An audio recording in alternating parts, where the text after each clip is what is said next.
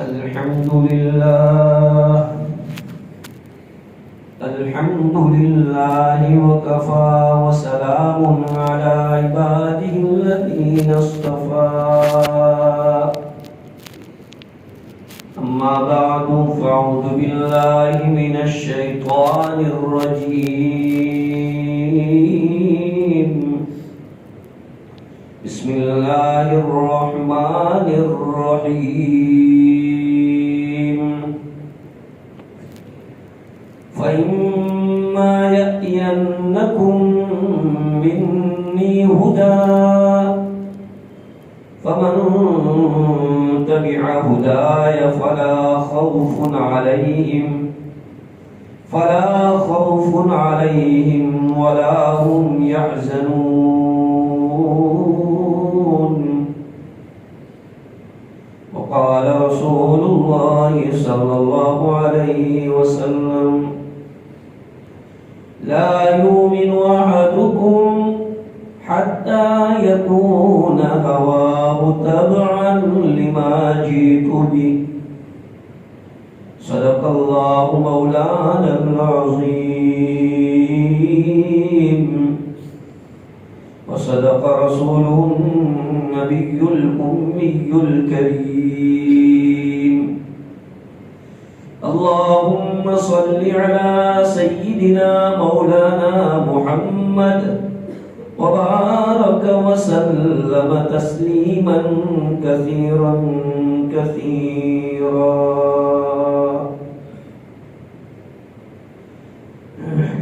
قابل احترام بزرگوں، نوجوان دینی بھائیوں، اللہ سبحانہ و تعالی نے جناب آدم علیہ السلام کو جب دنیا میں بھیجا تو ایک انٹرنیشنل قانون آدم علیہ السلام سے لے کر دنیا کا جو آخری انسان ہوگا وہاں تک کے لیے ایک انٹرنیشنل قانون اللہ نے پاس کیا ہے، جو اس آیت پاک میں اللہ نے بیان کیا ہے.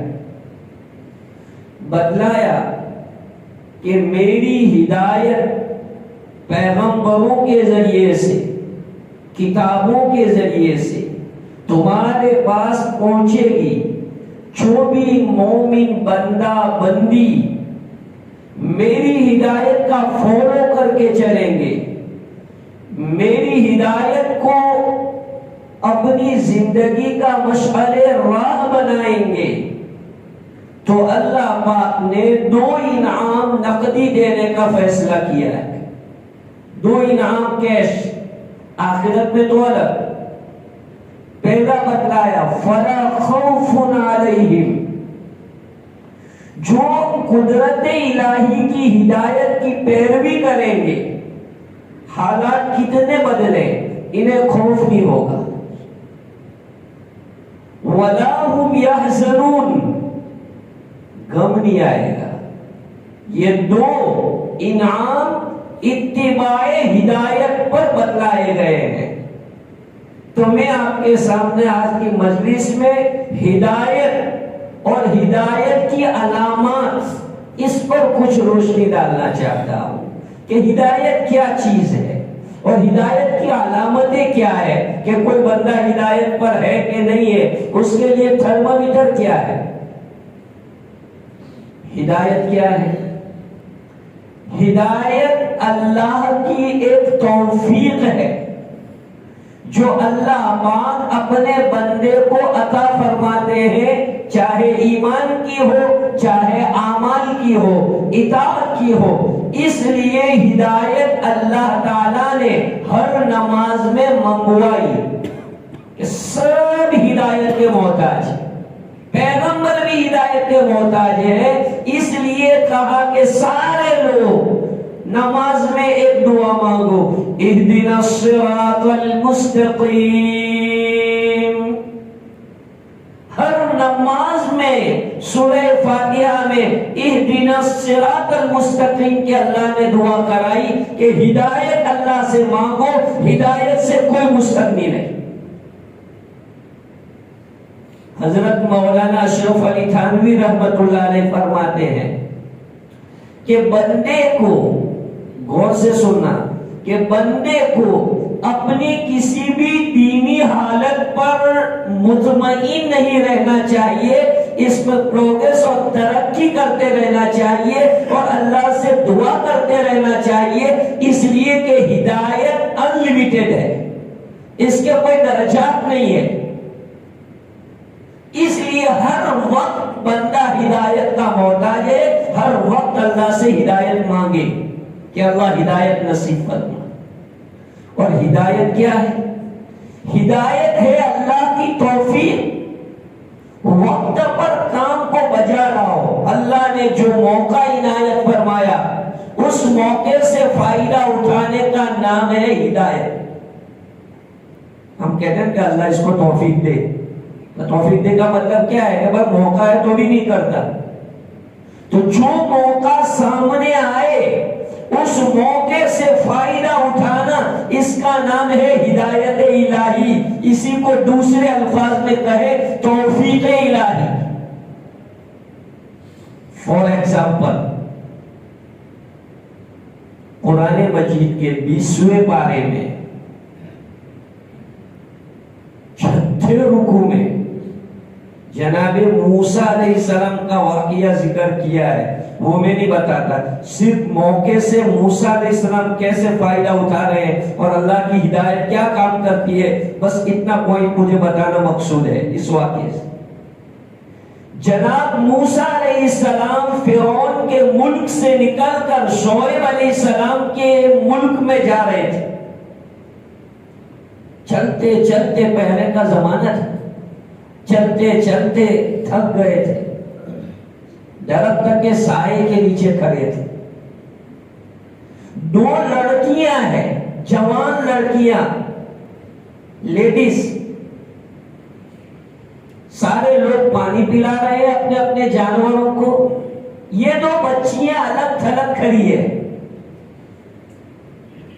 جس آدمی کے دل میں اللہ نے مہربان دل رکھا ہوتا ہے، جب وہ کسی پریشان حال کو دیکھتا ہے تو اس کا دل مچل جاتا ہے، یہ اس کے دل کے نرم ہونے کی علامت ہے کہ جب بھی کوئی ایسے آدمی کو دیکھتا ہے فوراً اس کا دل اندر سے کیسا کیسا ہوگا، کیا کروں، مجھ سے کچھ ہو نہیں سکتا، اگر ہوتا تو میں سب کر دیتا۔ یہ آدمی کا، حضرت موسیٰ علیہ السلام کا دل مچلنے لگا کہ تنہائی میں 2 لڑکیاں ہیں، لیڈیز ذات ہے۔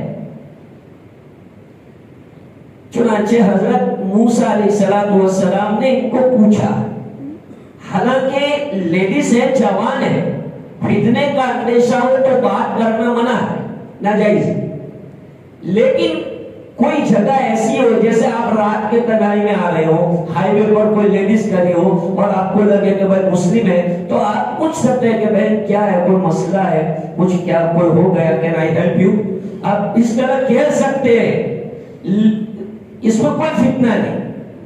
تو حضرت موسیٰ علیہ السلام نے ان کو کہا کہ کیا بات ہے، تم جو ہے الگ تھلگ کھڑی ہو اور یہ سب پانی پلا کے چلے گئے۔ انہوں نے کہا کہ ہمارے باپ بہت بوڑھے ہو چکے ہیں، ہمارے باپ میں وہ طاقت نہیں رہی اب کہ وہ جانوروں کو پانی پلانے کے لیے یہاں کھاد کے اوپر لائیں، اور یہ لوگ سب جوان طاقتور لوگ ہیں تو جانوروں کو پانی پلا پلا کر کے چلے جاتے ہیں۔ چنانچہ وہ چلے گئے اور بڑا ڈھکن تھا تو وہ ڈھکن بھی اس پر رکھ دیا انہوں نے۔ موسیٰ علیہ السلام نے ان لوگوں کو تسلی دی، فکر مت کرو، ابھی میں تمہارا کام کر دوں۔ موسیٰ علیہ السلام اللہ تعالیٰ کی دی ہوئی طاقت صلاحیت تھی، چنانچہ اکیلے نے وہ ہاتھ سے اٹھایا ڈھکن اور بکریوں کو پانی پلا دیا اور بچیوں کو جو ہے روانہ اچھے سے گھر بھیج دیا امانت داری کے ساتھ۔ ان کے والد نے کہا کہ وقت سے پہلے کیسے پہنچ گئی، دیکھو موقع سے فائدہ اٹھانا۔ حضرت موسیٰ علیہ السلام کھڑے رہتے کہ میں تو پردیسی آدمی ہوں، مجھے کیا لینا دینا، کرنا ہو کرے، ہمارے کہنا اللہ جیوٹی نہیں بلوڑی نہیں دیواری ہے، جاؤ دے جے تھوڑے کھوا دینا، یہ ہماری سوچ ہو چکی ہے۔ તો ખોટી ઘેરું બધું લાવવાની જરૂરત છે, બાકી લડાઈ આપણે ઘેર લાવવાની. ये सोच मूसा अलैहिस्सलाम ने ये नहीं सोचा. मूसा अलैहिस्सलाम ने ये सोचा कि अल्लाह की बंदियां है, परेशान हाल है, जंगल की तन्हाई है और इनकी मदद करना मेरा इंसानी अखलाकी फरीजा है. कुरान में अल्लाह ने ये इरशाद फरमाया है, वतआवनु अलल बिर्रि वत्तक़वा वला तआवनु अलल इस्मि वल उद्वान. नेकियों के कामों पर एक दूसरे की मदद किया करो, गुनाहों के कामों पर किसी की मदद मत करो. तो मूसा अलैहिस्सलाम ने मदद कर दी. लड़कियों के अब्बा ने पूछा कि तुम वक्त से पहले आ गई. पूरा किस्सा उन्होंने सुना लिया. कहा जाओ बुला लाओ इनको बुला के लाओ. अब किस्सा मुख्तसर कि मूसा अलैहिस्सलाम शोएब अलैहिस्सलाम के घर आ गए. देखो मूसा अलैहिस्सलाम के पास खाने का इंतजाम था? नहीं था. रहने का इंतजाम था? नहीं था. किसी परदेश में, आप लोग बहुत फॉरेन में गए होंगे, तो परदेश में ये दो इंतजाम हो जाए, लॉजिंग बोर्डिंग, दो इंतजाम हो जाए, खाने का रहने का, तो आदमी जीत जाता है. अल्लाह ताला ने बकरियों के पानी पिलाने पर परदेश में खाने का और रहने का इंतजाम कर दिया. अल्लाह बहुत कदरदान है, तुम्हारी नेकी को जाया नहीं करेगा. इन्नल्लाह ला युदीउ अजरल मुहसिनीन. कुरान का वादा है, अल्लाह फरमाते हैं कि बंदा तू नेकी कर, तेरी नेकी का फायदा देना मेरे जिम्मा है.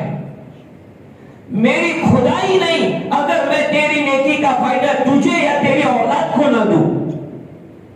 अल्लाह का वादा है कि तू देखेगा बेनिफिट या तेरी औलाद देखेगी, लेकिन मैं कभी भी, चुनांचे कितने लोग कहते हैं कि हमारे पास तो कसम तो या हमारा दादा वो देखा था, हमारा बाप वो देखा था, तो इनकी दुआओं से બધું મળેલું છે.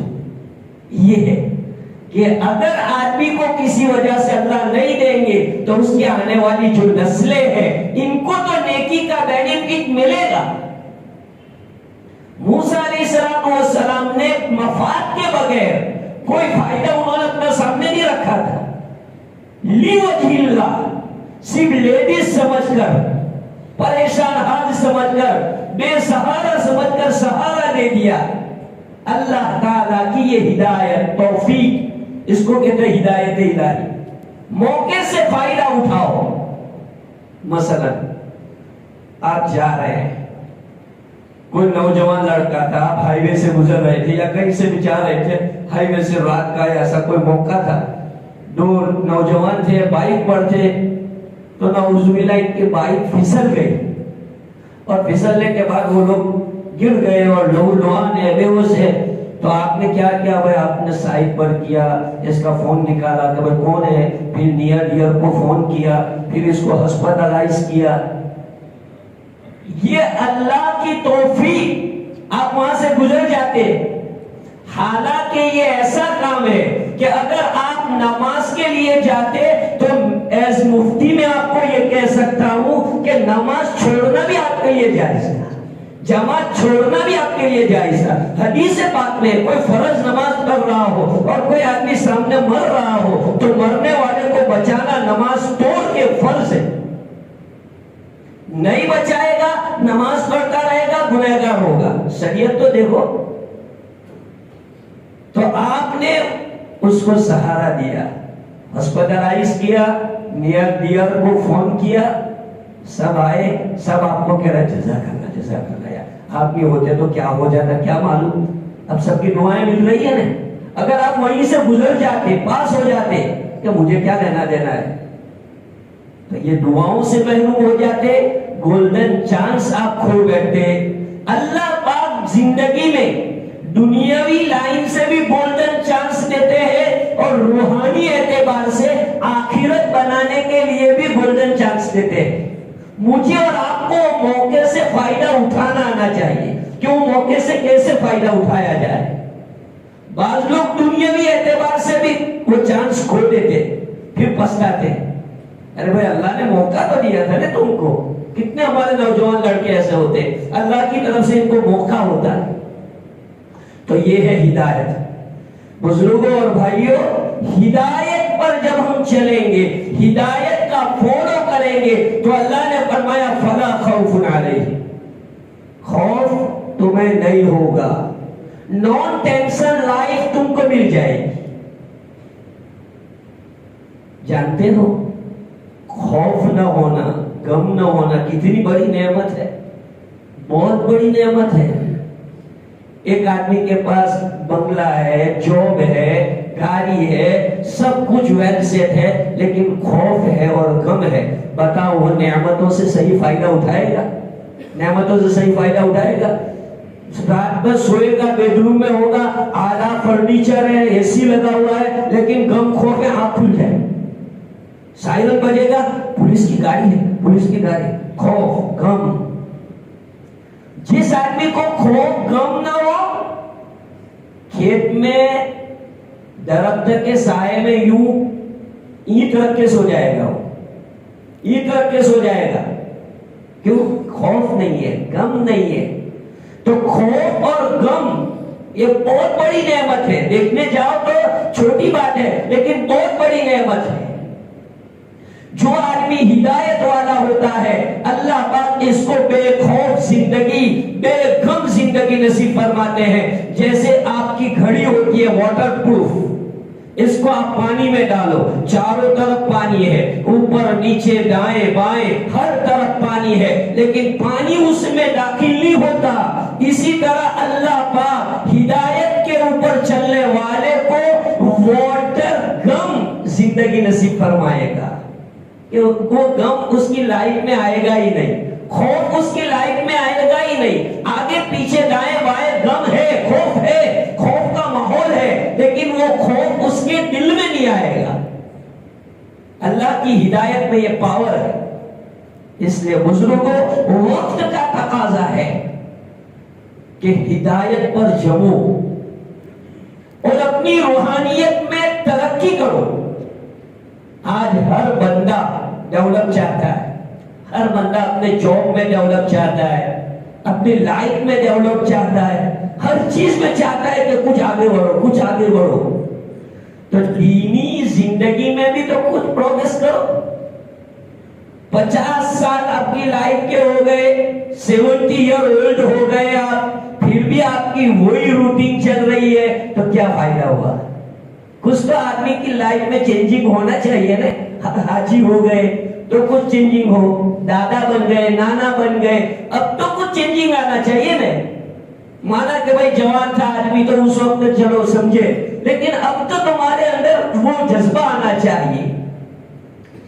میں آپ کو جو بتا رہا تھا کہ رسول اکرم صلی اللہ علیہ وسلم نے ہدایات کی علامت بیان فرمائی ہے کہ ہدایات کی 3 علامتیں ہیں کہ یہ بندہ ہدایت والا ہے۔ اس کی 3 علامتوں میں سے ایک علامت، اللہ کے رسول صلی اللہ علیہ وسلم نے فرمایا کہ دھوکے کے گھر سے اس کا دل اچاٹ ہو جاتا ہے، دنیا میں اس کا دل لگتا نہیں ہے، دنیا کی زندگی اس کو پھیکی لگتی ہے، پھیکی۔ جیسے نمک نہیں ہوتا کھانے میں تو کیسا کھانا ٹیسٹی نہیں لگتا، ایسے لائف جو ہوتی ہے دنیاوی زندگی اس آدمی کو ٹیسٹی نہیں لگتی، بس اللہ نے زندگی دی ہے تو گزارتا ہے، لیکن اس کو ذوق نہیں ہے۔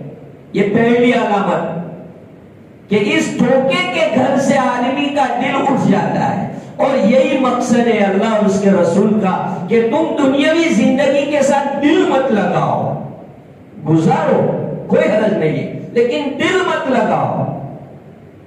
دل لگانا یہ بری چیز ہے دنیا کی زندگی کے ساتھ۔ قرآن پاک میں جگہ جگہ پر ہے یا ایھا الذین آمنوا لا تغرنکم الحیات الدنیا، دنیا کی زندگی تمہیں دھوکے میں نہ ڈالے۔ میرے بزرگوں اور بھائیوں، کتنے لوگ ایسے ہیں کہ جو دنیا کی زندگی سے دھوکا کھا رہے ہیں۔ میں اور آپ اتنے حالات سے گزرنے کے بعد بھی اللہ کو سامنے رکھ کر آپ فیصلہ کر لیجئے کہ کتنا چینجنگ ہوا ہے۔ آپ دیکھ رہے ہیں ایسے موقع پر کیا چینجنگ ہونا چاہیے، ہم نے کیسے کیسے ماحول دیکھ لیے، تو ایسے وقت میں آدمی میں کیسی چینجنگ آ جانی چاہیے، لیکن پھر وہی روٹین ہو گئی ہماری۔ جب بیماری کے زمانے چل رہے تھے، حالات چل رہے تھے، لوگ کہہ رہے تھے کہ یار اب تو تبدیلی لانی پڑے گی، تبدیلی لانی پڑے گی. لیکن پھر سے اچھے دن ہوئے، پھر لوگوں کی وہی روٹین ہو گئی. میرے بھائیوں، حالات میں تبدیلی لاؤ. آخرت کی تیاری رسول اکرم صلی اللہ علیہ وسلم نے سمٹم بتلایا ہے کہ جس دل کے اندر ہدایت ہو، اس کی ایک علامت یہ ہے کہ وہ آخرت کی تیاری کرنے والا ہو. الاستعداد للموت قبل نزولها، یہ حدیث میں کہ موت کے آنے سے پہلے اس کی تیاری میں لگا ہوا ہو. یہ ہدایت کے نور کی علامت ہے کہ ہدایت کا نور اس کے اندر ہے. رسول اکرم صلی اللہ علیہ وسلم نے اس کی علامتیں بتائی کہ ہدایت کی یہ علامتیں ہیں. آدمی تیاری میں رہے، اپنی فائل کلیئر، جب بھی بلاوا آئے فائل پیش کر دیں گے، میری زندگی کی فائل ہے، یہ ڈاکیومنٹ کلیئر ہے، میرے ڈاکیومنٹ کلیئر رکھو. کس وقت بلاوا آئے گا معلوم نہیں ہے، آنکھوں سے ہم نے دیکھا ہے. فائل کلیئر ہوگی انشاءاللہ کوئی خطرہ نہیں ہوگا. جس دل میں ہدایت ہے انشاءاللہ وہ ہدایت والا آدمی اپنی لائف کو کلیئر بنانے کی کوشش کرے گا. میرے بھائیوں، میں آپ کو یہ بات بتلا رہا ہوں کہ ہم ہدایت کی روشنی میں اپنی لائف کو ایسا بنائیں کہ ایک اچھے انسان میں جتنی صفات کی ضرورت ہے وہ ساری صفات ہم میں ہونی چاہیے. حضرت مولانا ابراہیم صاحب دیولا دامت برکاتہم العالیہ اپنے بیان میں ایک بات ارشاد فرماتے ہیں، غور سے سننا، کہ صفات ایک دم آدمی میں پیدا نہیں ہو جاتی. صفات پیدا کرنے کے لیے آدمی کو مشق کرنی پڑتی ہے، ٹریننگ لینی پڑتی ہے. دھیرے دھیرے دھیرے آدمی مشق کرتا ہے تو صفت اس میں پیدا ہو جاتی. فار ایگزامپل، ایک آدمی ایک دم چور نہیں بنتا، ایک دم جھگاری نہیں بنتا، ایک دم شرابی نہیں بنتا. دھیرے دھیرے پہلے تھوڑا جوا کھیلا، پھر کھیلا، پھر کھیلا، اب پکا جواری بن گیا. ایسے پہلے تھوڑی شراب پی تھی، کوئی ہمت ہوئی، پھر کیا. چاہے اچھی صفات ہو چاہے بری صفات، ایک دم آدمی میں پیدا نہیں ہوتی. مثلا ایک آدمی ڈونیٹر ہے، سخی، تو ایک دم وہ ڈونیٹر نہیں بن گیا، ایک دم اس کا جگر نہیں کھل گیا کہ وہ مسجد مدرسے کا نام آتا ہے تو 50,000 روپے 10,000 روپے لکھا دیتا ہے.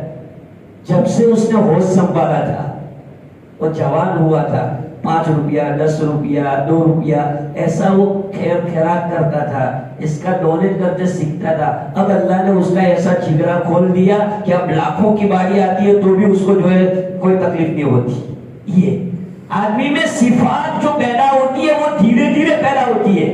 ایک دم آدمی نمازی نہیں بن جاتا، چھوڑ پکڑ ہوتی ہے، چھوڑ پکڑ ہوتی ہے، چھوڑ پکڑ ہوتی ہے. پھر ایک وقت آتا ہے کہ تکبیر اولا چھوٹتی ہے تو بھی اس کو پریشانی ہوتی ہے کہ آج میری تکبیر اولا کیوں گئی، یہ پاگل بن گیا. جمعہ آتی ہے، صبح سے اس کو فکر رہتی ہے کیا سورہ کہف پڑھنے کی ہے، صفائی کرنے کی ہے، سنت پر عمل کرنے کا ہے، درود شریف پڑھنے کا ہے. اب اس کی ہیبٹ بن گئی. تو صفات پیدا کرنی پڑے گی میرے بھائیوں. خاص طور پر میرے نوجوان بھائی جو لڑکے ہیں، میں آپ سے مخاطب ہوں. یہ ہمارے عمر والے جو لوگ ہیں، اب تو ہم تو ان کو دعا کرنی چاہیے کہ اللہ ان کی زندگیوں میں برکت دے، کہ ان کو جو کرنا تھا آخرت کی تیاری اور اپنے اندر جو چیزیں پیدا کرنی تھی وہ پیدا کی. مسئلہ ہمارے نوجوان بھائیوں کا، بہنوں کا ہے، ہمارے بیٹے بیٹیوں کا ہے.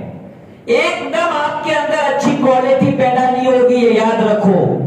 اچھی کوالٹی پیدا کرنے کے لیے آپ کو ہدایت کا تابع بننا پڑے گا، مسجد کے ماحول کا تابع بننا پڑے گا، مسجد کی اور ایکٹیویٹیز جو ہے اس کا تابع بننا پڑے گا. آپ اپنے آپ کو مسجد سے جوائنٹ کریں.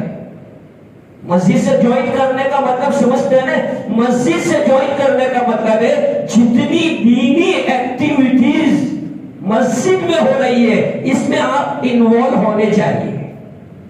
چاہے گشت ہو رہا ہے، چاہے جلسہ ہو رہا ہے، چاہے بیان ہو رہا ہے، چاہے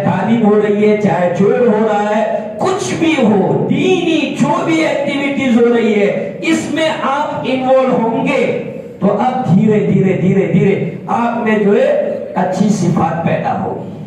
اس لیے بزرگوں، اللہ پاک نے یہ موقع عنایت فرمایا ہے کہ ہم اللہ کی ہدایت کو زندگی میں اتاریں. آپ یہ بات نوٹ کر لیں کہ جس بندے کے اندر ہدایت ہوگی تمہیں لگے گا ایسا، لیکن انشاءاللہ اس کو غم نہیں ستائے، اس کو خوف نہیں ستائے گا. آپ دیکھ لیجئے کتنے نمازی لوگ ہیں، کتنے حاجی لوگ ہیں، کتنے پرہیزگار لوگ ہیں، حالات بدلتے ہیں لیکن ان کا دل بالکل سیٹسفائی ہوتا ہے. کہیں نہیں یار، وہ تو چالاک ہے. ایسا ان کا جملہ، ان کی لینگویج یہ ہوگی کہ میں اٹھائی گئی یار، کہ گھبراؤں تھوڑو ہے، یہ تو بڑا چالاک ہے. یہ اور جس کے پاس ہدایت نہیں ہے تو زبان سے کفریہ کلمات بولتا ہے، وہ زبان سے کفریہ کلمات بولتا ہے کہ اللہ ہوں کا ہے، اللہ نے کسو دیکھا تو نہ تھی، اللہ کے کردوت نہ تھی، احمد بیٹھو. یہ سب کفریہ کلمات. جس کا مائنڈ بنا ہوا نہیں ہے، جس کا دل بنا ہوا نہیں ہے، جس کے اندر ہدایت کا نور نہیں ہے، وہ اس طرح کی لینگویج استعمال کرتا ہے. اور جس کے اندر ہدایت کا نور اترا ہوا ہے وہ سمجھتا ہے کہ سات و آسمان کے اوپر عرش سے میرا اللہ جو فیصلہ کرتا ہے وہ صحیح ہوتا ہے، اللہ کا فیصلہ کبھی غلط نہیں ہوتا. ہمیں لگتا ایسا ہے کہ بھئی یہ پریشانی ہے، پریشانی کچھ نہیں ہے. اللہ جو فیصلہ کرتے وہ صحیح فیصلہ کرتے اور اس میں خیر ہی ہوتی ہے، بھلائی ہی ہوتی ہے. چاہے میرے اور آپ کے دماغ میں وہ بھلائی آئے کہ نہ آئے، لیکن 100% یہ بات ہے کہ اللہ کبھی کسی کا برا نہیں کرتا، کبھی نہیں.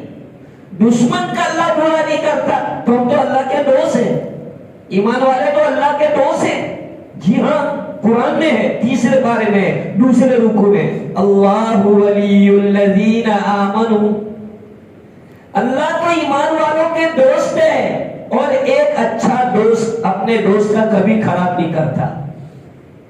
اگر وہ خراب سوچتا ہے تو وہ دوست کہلانے کے لیے لائق نہیں ہے. دوستی کے نام پر وہ دبا ہے، سیلفش ہے، وہ مطلب پرست ہے. باقی جگری دوست جو ہوتا ہے وہ کبھی اپنے دوست کا برا نہیں چاہتا. اللہ پاک ہمارے دوست ہے، وہ کبھی ہمارا برا نہیں چاہیں گے. بس شرط یہ ہے کہ ہم اللہ کی ہدایت کی قدر کریں، اللہ کی شریعت کے قانون کا پاس لحاظ کریں. اللہ نے بہت محبت سے ہم کو یہ شریعت دی ہے. اسلام جو ہم کو ملا ہے اس کی قدر کریں.